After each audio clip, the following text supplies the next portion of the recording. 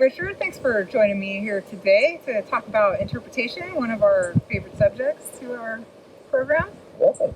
Glad to be here. Good to have you.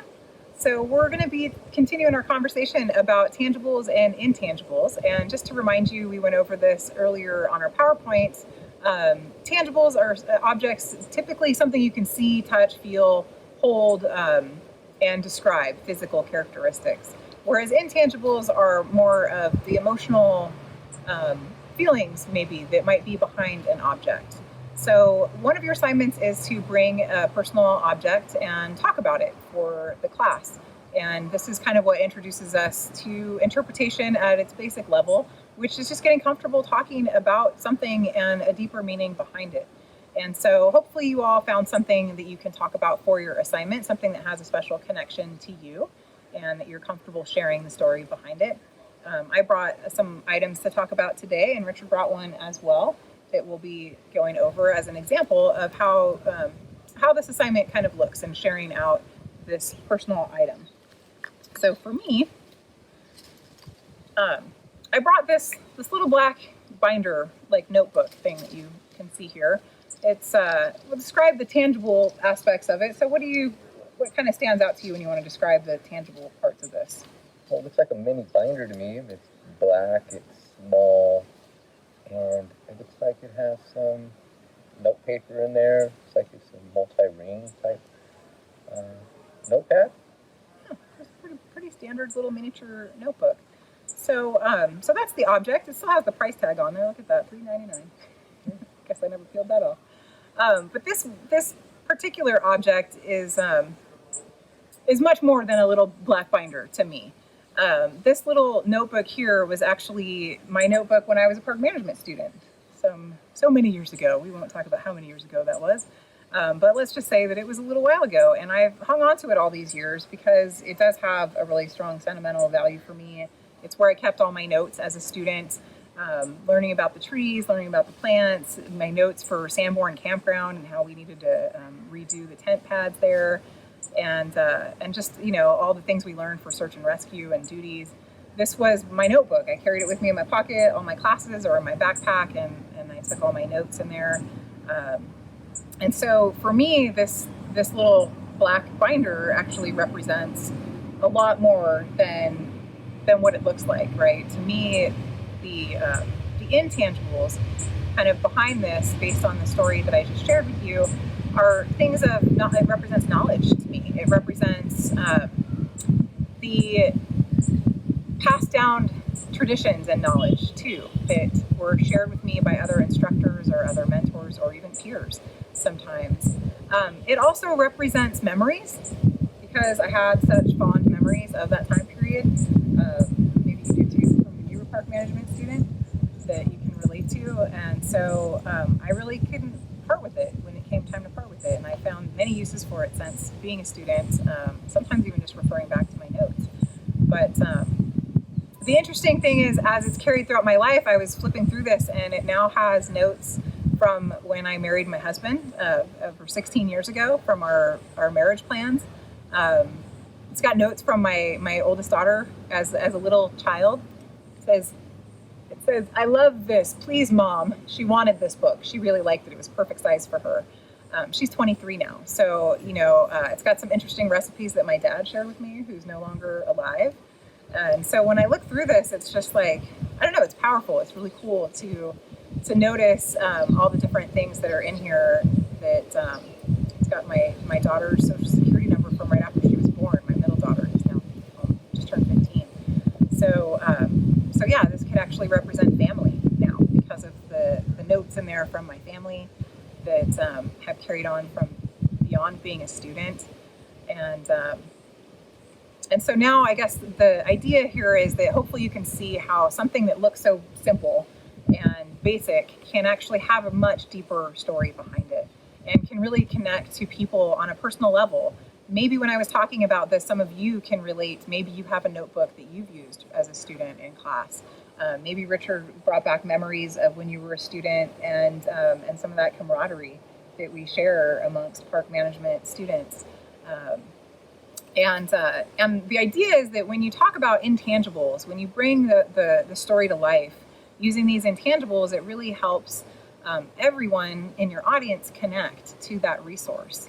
And so this is not necessarily a park, a tree or a wildlife or an animal. This is something personal to me, as it will be for you for your own objects. But where we're going to take this next is kind of extending it into interpretation. Before we get talking too much about that, I would love to have Richard share with you about his object here. Yeah, well, how would you describe this object? That's a beautiful wood flute, is what it looks like to me, with inlay. It looks very artistically made. I imagine it makes a beautiful sound. It does, too. it does. So it's kind of just a piece of wood? Yeah, piece of wood. Not Sounds just, cool. but it's a decorative piece of wood. Well, there's a story behind it, and it's kind of an emotional story in many different ways. Being in the park management program and being exposed to people like Shelton Johnson. When I was going to school, he was a big role model of mine. And when I finished school, I promised myself, hey, one day, like Sheldon Johnson, I want to be able to play the Native American flute so I can connect people and give people the same feeling that I get when I hear Shelton Johnson. I wasn't able to meet him because he went over to a different park when we were at Yosemite. He was at the other big Yellowstone. So we just missed him. I was so upset. But this is actually a gift from Terry Rogaway, who is the educational programs coordinator for Santa Clara Valley Open Space Authority.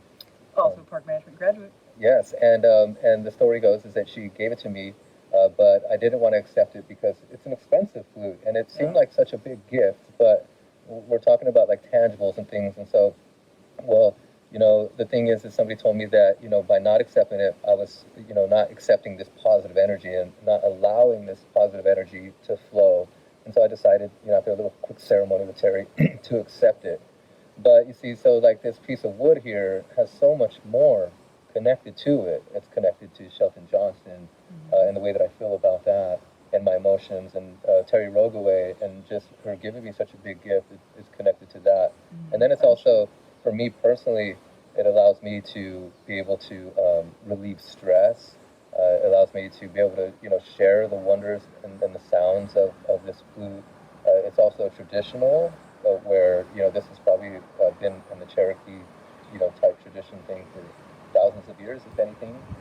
But there's just so much more connected to this, and when we're connecting people to nature, this is one way, or like revenue, if you will, or avenue to connect people.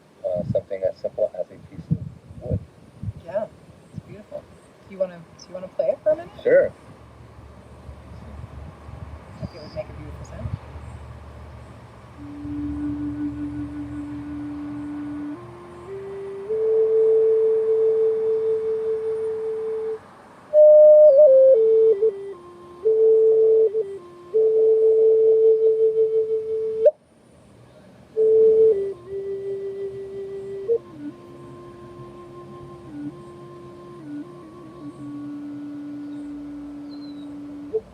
No right or wrong with the flute. Nice. Wow, that sounded. The emotions. That sounded really nice. Very cool. Well, from your story, I've picked up so many different meanings. I mean, I've got friendship from the fact that it was gifted to you from a dear friend. I've got, culture, the culture that this has been in for so many thousands of years that it represents, that Native American perseverance kind of too, that it's Native Americans are not gone. They are still here, and this is a beautiful form of art that has continued to be passed down and appreciated, and I think music in and of itself has a way of transcending into that sort of intangible realm and connecting us with a lot of different emotions. But also the fact that it's made out of a tree, it is made from nature, and that it's got so many beautiful sounds that come out of it.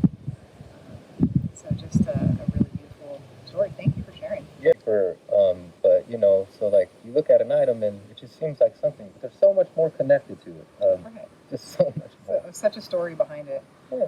And I think that we can find that, with a lot of our natural resources, even items as simple as a tree, for example. We have this beautiful oak tree behind us. Mm-hmm. And while some people might just look at that as, its physical, tangible characteristic, it's a tree, it's got rough bark, it's got moss on it. Green leaves, it photosynthesizes.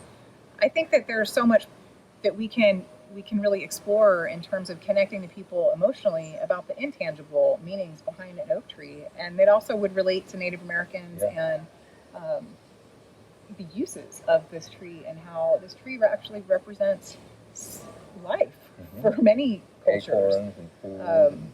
Even the Celtic nations, they had the tree of life as their symbol for life, what kind of comes around, goes around, returning back to the soil.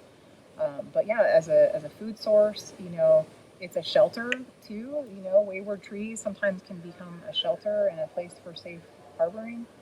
I like to think of them as like kind of the heritage of California. Yeah. A lot of people like the redwoods, and my first job was at Big Basin River State Park and all, and I love redwoods, but I really got connected back to the heritage of California and oak trees. And so we look at oak as an oak tree, but you can also look at it as the heritage of California and really get into that.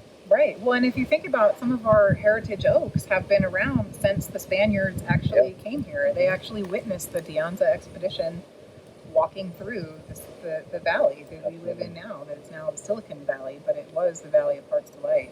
And so a lot of symbolism and representation there. 300 to 500 years old, and it's funny because when I did my interview with Santa Clara County Park, I was an oak tree. Right. And I put on an oak tree t-shirt. It says, "I am a tree," and it was an oak tree. And then I told the story going back 300 years of what I've seen.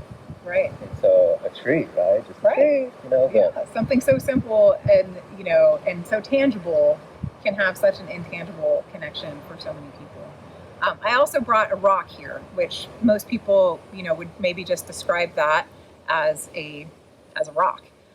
It does have some color to it. Maybe you can see that it's kind of a brick red color to it. If you want to check it out, you can. It's heavy. It's heavy. Yeah, it's smooth. It's almost like polish. This rock is actually a piece of cinnabar taken from the New Almaden Quicksilver Mines area from long ago. And this actually, like the tree, has a long story behind it of us actually taking this mineral.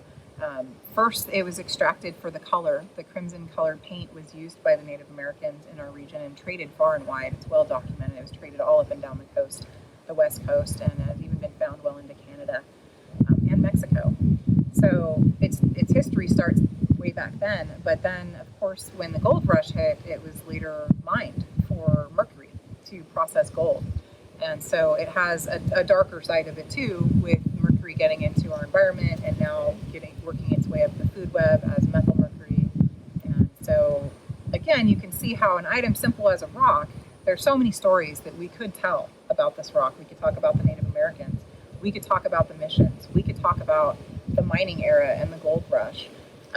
We could talk about current environmental issues, all based on this one item. And I guess that is the power of the tangibles and the intangibles. And when we get to start building our themes for thematic programming, one of the requirements, at least what NAI likes to see in all themes, is that you connect a tangible object with an intangible meaning. And where we like to try and connect those is with universal concepts. So everyone can usually relate to universal concepts, meaning it doesn't matter what culture they're in, what part of the world they live in. Universal concepts are generally the intangibles that all humans can sort of relate to. These would be things like themes of love, things of death, things of hope, fear, but there's a lot of power behind the intangibles, and you have to be careful, because if you do tie into an intangible universal concept like death or fear, that's going to carry with your program. And so generally speaking, we want to go with universal concepts, but we do, not that we want to avoid death or fear, because that's absolutely a part of our history and our culture and the stories that we need to tell, but we want to be mindful about how we use those, where we use those. And I hope that you guys are feeling prepared for this assignment. It's a pretty easy assignment, just to get you all sharing something about yourselves, and also just talking in front of other people. We will be doing this assignment virtually through the Zoom conference when we next meet for class. So I'm hoping that you all bring something that you're excited to share about, and we'll all get to learn a little bit more about each other, and you'll build your confidence in storytelling. Thank you guys, and we'll see you soon.